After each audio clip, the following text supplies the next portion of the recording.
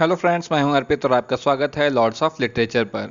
दोस्तों, आज हम जिस बहुत ही इंटरेस्टिंग पोएम की समरी डिस्कस करेंगे वो है रविन्द्रनाथ टैगोर की गीतांजलि का सॉन्ग नंबर 11। इस पोएम को लीव दिस चैंटिंग के नाम से भी जाना जाता है और इस पोएम को मैंने एक अलग वीडियो में एक्सप्लेन किया है जिसका लिंक मैं डिस्क्रिप्शन बॉक्स में शेयर कर रहा हूं, जिससे कि ये पोएम आपको अच्छी तरह से समझ आ जाए। आज के इस वीडियो में हम सिर्फ इस पोएम की समरी के बारे में बात करेंगे। तो आइए चलिए शुरू करते हैं।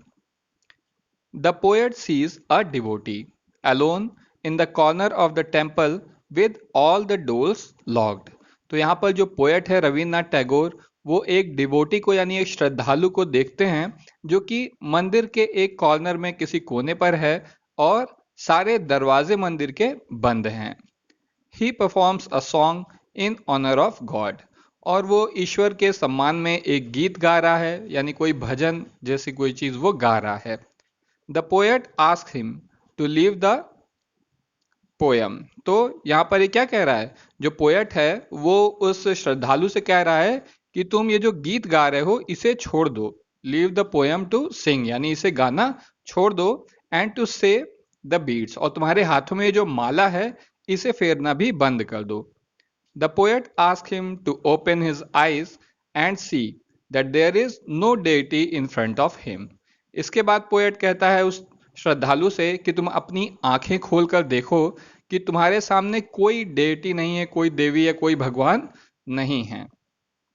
God is not dwelling in temples. ईश्वर जो है वो मंदिरों में नहीं रहते। If one really tries to find God, he has got to get out of the temple. और अगर किसी को वास्तव में ईश्वर को पाना है तो उसे क्या करना होगा, उसे मंदिर से बाहर निकलना होगा। He is going to meet God where the tiller tills the land. Tiller का मतलब होता है हरवाहा, वो किसान जो खेतों को जोतता है। तो ये कह रहे हैं कि अगर किसी को ईश्वर से मिलना है तो उसे मंदिर से बाहर निकलना होगा। और ईश्वर कहाँ पे है, देखिए, he is going to meet God, यानी उसे ईश्वर मिलेगा जहां पर जो हरवाहा है वो जमीन में हल जोत रहा है, उस जगह पर ईश्वर मिलेंगे। He is going to meet him where the road builder splits the BRICS.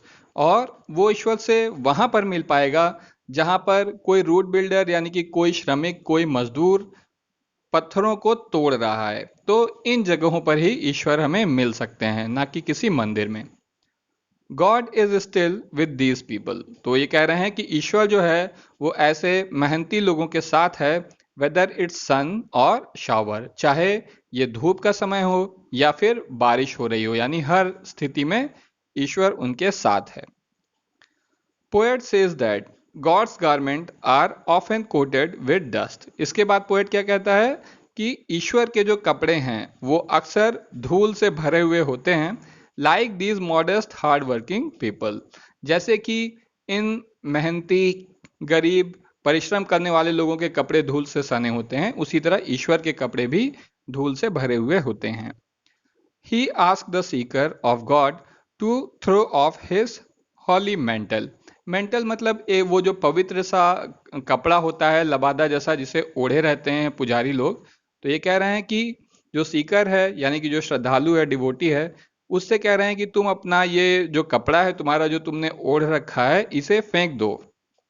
And like him, यहाँ पर हिम का इस्तेमाल गॉड के लिए किया गया है। तो ये कह रहे हैं कि और ईश्वर की ही तरह क्या करो तुम, to come down on the dirty earth to work hard with these people. तो तुम अपना ये लबादा छोड़ दो और ईश्वर की ही तरह आओ यहाँ इस धूल भरी जमीन पर और कठिन परिश्रम करो इन लोगों के साथ। This is the most substantial way to reach out of God to God. तो ये सबसे जो है वास्तविक तरीका है ईश्वर तक पहुंचने का। Poet further tells to stop thinking to attain deliverance. Deliverance का मतलब होता है मुक्ति। तो ये कह रहे हैं कि और तुम क्या करो, तुम जो है ये डेलिवरेंस के बारे में यानी मुक्ति पाने के बारे में सोचना बंद कर दो। But to attain deliverance is impossible.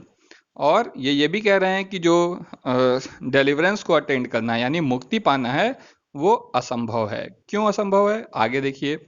God himself is not free from all this, क्योंकि ईश्वर खुद भी इन सारी चीजों से फ्री नहीं है, यानी ईश्वर स्वयं भी जब मुक्त नहीं है तो फिर हमें मुक्ति कैसे मिल सकती है।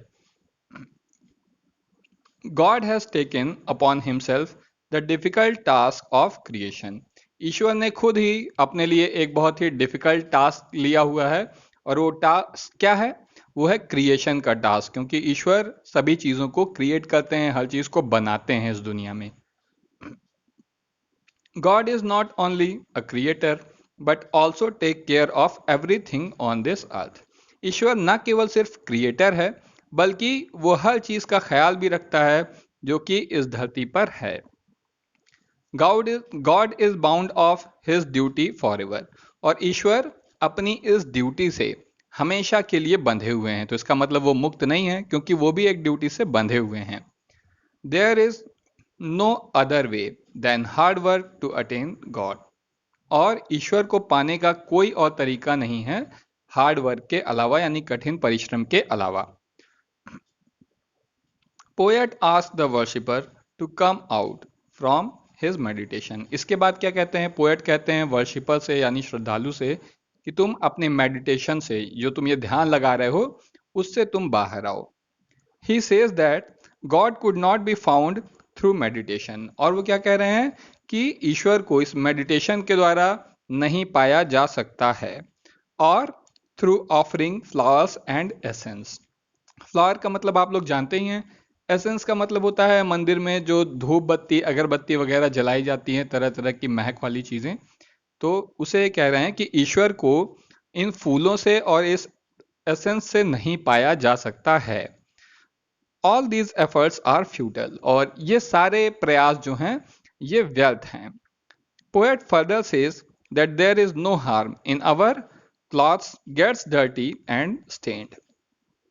तो यहां पर पोएट कह रहा है कि इसमें कोई भी बुराई नहीं है कि अगर हमारे कपड़े डर्टी हो जाते हैं यानी गंदे हो जाते हैं और उन पे दाग धब्बे लग जाते हैं, तो इसमें कुछ भी बुरा नहीं है। If we want to attain God we have to stand by him. अगर हमें ईश्वर को पाना है तो हमें उसके साथ खड़े होना होगा। विद ऑल दोज पीपल, उन सभी लोगों के साथ, who work hard throughout the day to earn their living, जो कठिन परिश्रम करते हैं अपनी आजीविका को कमाने के लिए। The whole idea of the poem is that hard work itself is worship.